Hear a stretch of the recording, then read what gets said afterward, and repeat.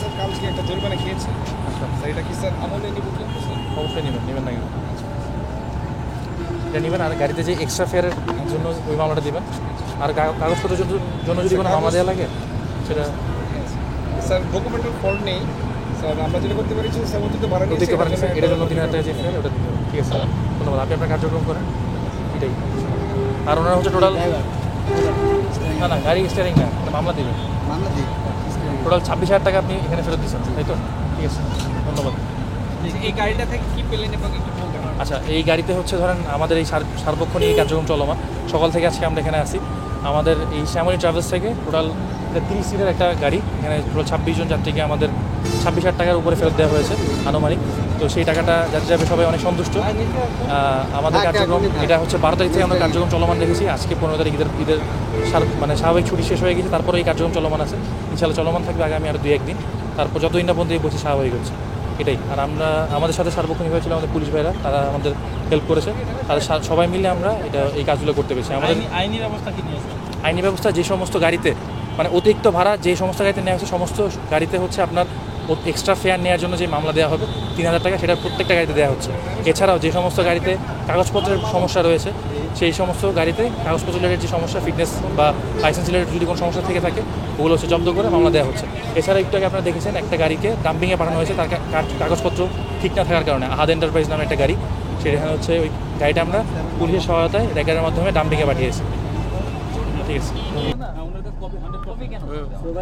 কেন থাকবে না? C1 এর যাত্রী ভাই, আপনি কাকে নিয়ে আসছেন গাড়িতে?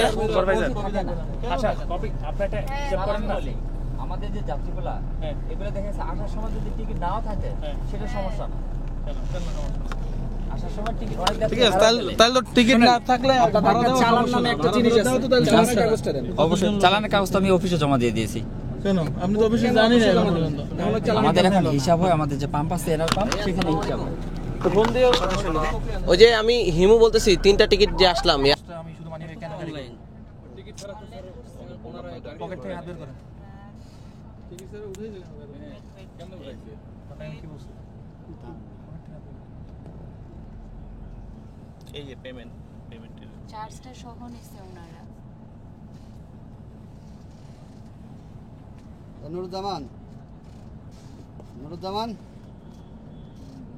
নুরুজ্জামান সুপারভাইজার কই?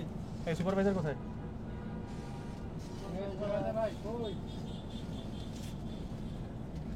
সুপারভাইজার তো বলছে যে প্রিন্টিং লাগবে না, ওটা ওদের কাছে চালান আছে।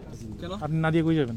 কেন দিবেন না? ঢুকেন এটাতে, ঢুকো তো ভাই। প্রিন্ট দিতে হবে। প্রিন্ট দিবে, আপনি ওখানে কি প্রিন্ট দিবেন? লিখে রাখেন। উনি নেমে আসুক, আমার সাথে প্রিন্ট দিক, আমি ওনাকে ব্যাক করে দেবো। ঠিক আছে, আচ্ছা এটা আমরা নামতেছি, তোমার একটু পরে দিচ্ছি। উনি প্রিন্ট দিয়ে তারপর দিবে। সব কিছু ঠিক থাকলো, টিকিটটা হারাই ফেললো। ঠিক আছে, সমস্যা নেই। আর নিচে কি অবস্থা জানেন? নিচে আপনি 3600 পাইছেন? ঠিক আছে। আপনি কি একজন? আপনি একা?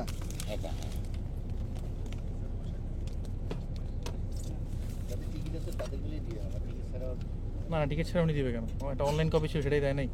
না, ওদিকে অনলাইন মানে সবার তো কম্পিউটার থাকে না, সব জায়গায়। হ্যাঁ হ্যাঁ, তো ওই যেটাই হচ্ছে, ওটা ওই কাউন্টারে গিয়ে প্রিন্ট করে দিয়ে দিবে।